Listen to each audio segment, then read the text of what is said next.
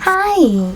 In front of me is TCL 306 and today I would like to show you how you can use voice recorder on this device.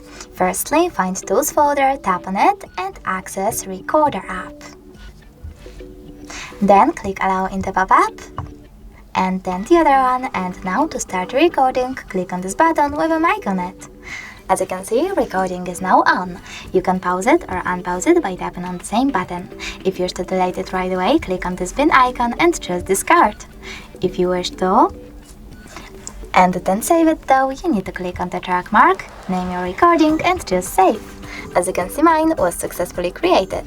If you wish to play it, just click on it. Save it though, you need to click. If you wish to delete it, you need to hold it, choose this bin icon at the top and confirming your choice in the pop-up. Thanks so much for watching. If you enjoyed this video, leave a like, comment and definitely subscribe. Bye!